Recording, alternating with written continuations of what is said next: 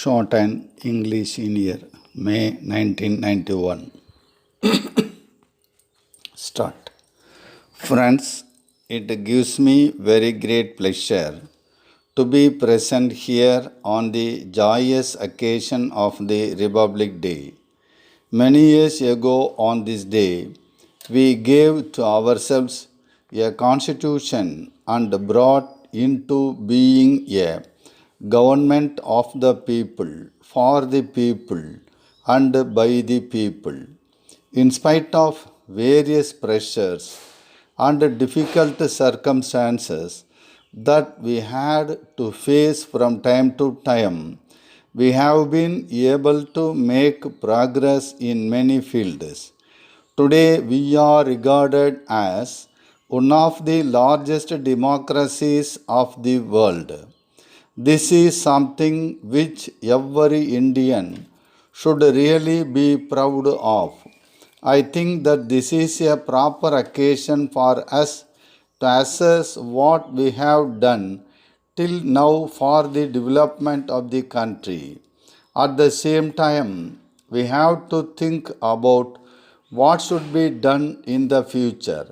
As you are aware, the governments both at the center and in the states are implementing various welfare schemes.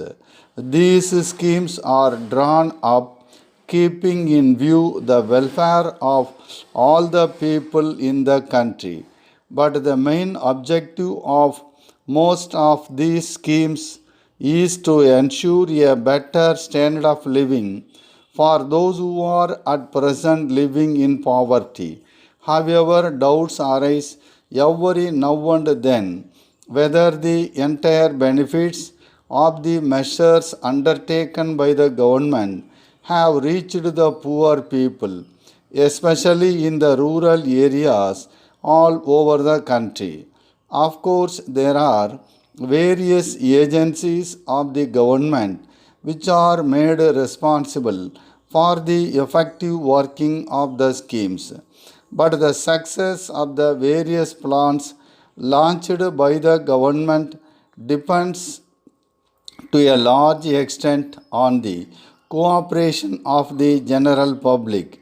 The welfare of the country as a whole should be kept in view above all other considerations. We should not at all give room for differences arising among the people on the basis of class, caste, religion, and region. Every man or woman should care for the well being of others in the society instead of keeping in view his or her own selfish interests. If such an attitude is created in the mind of every Indian citizen, I have no doubt that our country will be able to become one of the most developed nations of the world. I hope that the young men and women who have gathered here on this occasion will take an active part in all efforts in this regard. I think it is my duty to say, before concluding, a few words by way of giving a special advice to the school children who have assembled here in large numbers. Today, we can easily say that the children of our country get the best type of education in terms of both quality and content. But the students should realize that they should not confine themselves just to learning whatever it is taught in a school or college. They should have a spirit of inquiry and think more and more about the ways and means of putting to practical use the knowledge gained by them in the educational institutions. If they develop such a spirit in themselves, they will have a real thirst for knowledge. When they have this thirst, they will go in search of new areas of learning and in course of time become experts in their fields of study. If all these things happen, A day will certainly come when our country will occupy an eminent place in the world. Therefore, every student should cultivate the good habit of going deep into every fact that he or she comes across in the course of the process of learning. Letter dated 10th May 1980 from Hotel Sangam, Madurai to Professor Raman, Gandhi Road, Chennai. Dear Sir, we thank you for your letter of the 5th instant. In accordance with the details given in your letter, we have reserved the rooms for the stay of the delegates who will be attending the seminar on society to be held here next month. During the course of the telephonic talk which you had with our manager this morning, you mentioned about the travel arrangements for the delegates.